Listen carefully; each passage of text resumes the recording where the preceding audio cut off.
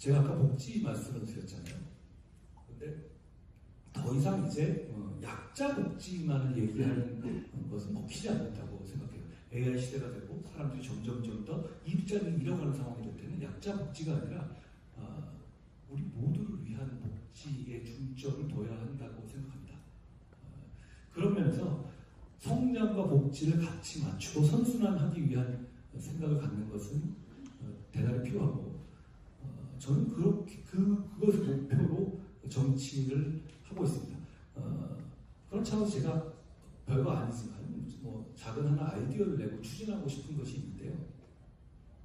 한평생 복지 계좌, 한평생 복지 통장이라는 겁니다.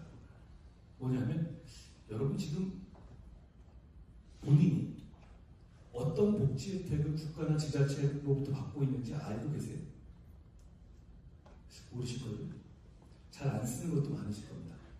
그런데 생각보다 많이 받고 있어요. 생각보다 많이 받고 있는데 그걸 잘 인식 못합니다. 그러다 보니 나라에서 해주는 거 하나도 없다. 매번 그런 얘기를 하죠. 실제로는 많이 해주고 있어요. 실제로 찾아먹지 못하죠. 그런데 이게 왜 그러냐면 복지를 주는 쪽 위주로만 관리하고 있어요. 나라에서 누구에게 주고 있어요. 무슨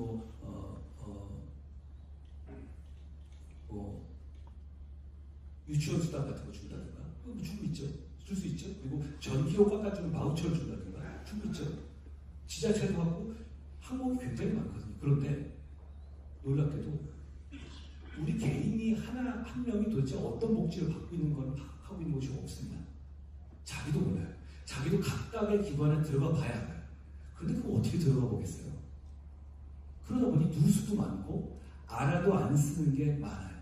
요즘 가끔 보면 카톡으로 뭐 하나 날아오기도 하죠. 그렇지만 그게 하나로 묶여있지가 않아요. 그런데 저는 이걸 하나로 묶어야 된다고 생각해요. 왜냐하면 우리는 IT 기술의 강국이니까 한 사람의 국가로부터 받는 모든 걸 하나의 계좌에서 볼 수 있게 통합하는 겁니다. 그래서 본인 입장에서 필요한 건 쓰고 안 썼을 경우에는 이용을 할 수 있게 하는 거예요. 예를 들어서 내가 뭐 유치원 같은 거 바우처를 받았지만 저는 유치원 안 보내고 싶을 수도 있잖아요. 다른 거 보내고 싶을 수도 있잖아요. 아니면 다른 방식으로 할 수 있죠. 그랬을 때는 약간의 할인이라든가 조금 액수를 줄이더라도 적용할 수 있게 해서 본인 입장에서 그러니까 복지가 수요자 입장에서 관리될 수 있게 해야 한다고 생각합니다. 이게 돈이 많이 들지도 않아요. 왜냐하면 지자체나 나라 입장에서는 그냥 거기다 쏴주면 되는 거거든요. 저는 그런 아이디어를 통해서 저는 결국은 우리가 복지를 그냥 국가에서 이렇게 주고 있다라는 관점보다는 받는 사람 입장에서 어떻게 활용할 수 있는지를 좀 통합하는 게 필요하다고 생각합니다.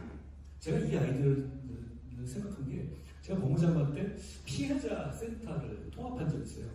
왜냐하면 범죄 피해자들 정말 피해 당하면 너무너무 억울하잖아요.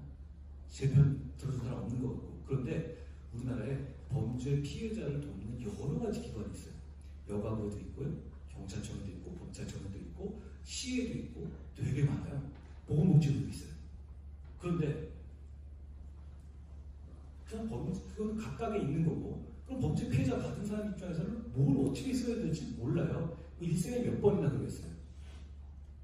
그리고 그거를 그래서 안 내면 쪼가리 준다고 해서 읽어보진 않잖아요.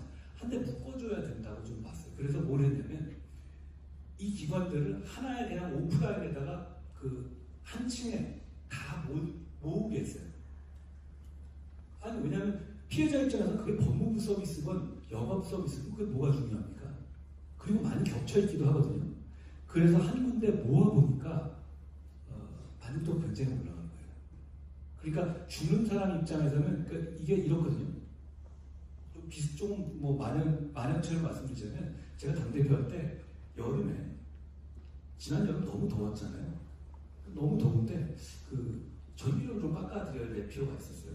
그래서 좀 어려운 분들 깎아드리자고 했었을 때 처음에 어떻게 타겟팅했냐면 돈이 좀 이렇게 쓸 수 있는 돈을 어떻게 되면 찾아냈죠. 그래서 드리는데 기초소득자 분들의 전기료를 바우처를 깎아드렸습니다. 근데 제가 놀란 게 기초소득자분에 대한 전기료 삭감 조치가 이미 너무 많이 되고 있는 거예요.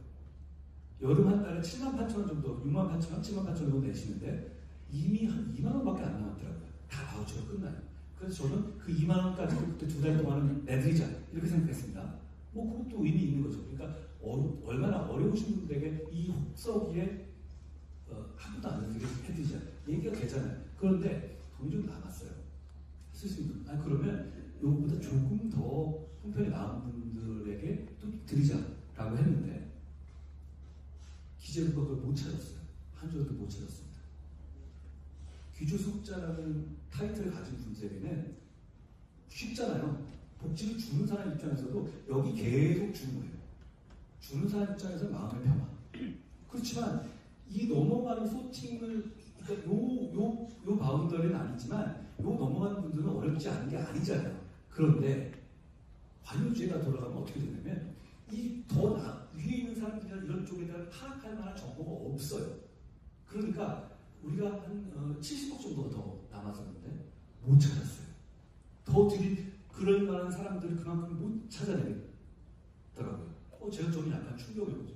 아니 그러면 이거는 주는 사람 입장에서 근데 왜 그러면 기초소득자들한테 복지가 집중되냐? 주기가 편한 거예요. 이분들한테 줘서는 아무 말도 안 나옵니다. 그렇잖아요. 어차피 주는 건데. 그런데 실제로 그러다 보니 이분들은 굉장히 중복돼서 여러 개 받고 있더라고요. 거의 0이 될 정도로. 그런데 요 선을 넘어가면 안 그런 거예요. 역시 그건 그래서 제가 확인해 본 게 뭐냐면 과연 그런 복지를 우리 국민 한 분이 받고 계신 평생 어떤 받고 있는 복지 내용을 통합해서 관리하고 있는 그거 없어요. 그리고 그러기도 어려운 게 상당수는 지자체에서 하는 거거든요. 그러니까 역시 그 통계는 함께 관리하고 있지 않습니다. 그런데 이렇게 한평생 통장으로 사람별로만 관리하게 되면 저는 충분히 가능하다고 생각해요. 그리고 그랬을 때 복지의 누수와 효율성을 높일 수 있지 않을까 생각했습니다. 제가 이 말씀 드리는 이유는 많이 연구해야 될 것 같습니다. 그리고 정치가 결국은 모든 걸 해결해 주지는 않을 텐데 많이 생각하고 많이 공부하고 할 일을 찾아가야 되는 것 아닌가라는 생각을 해봤습니다.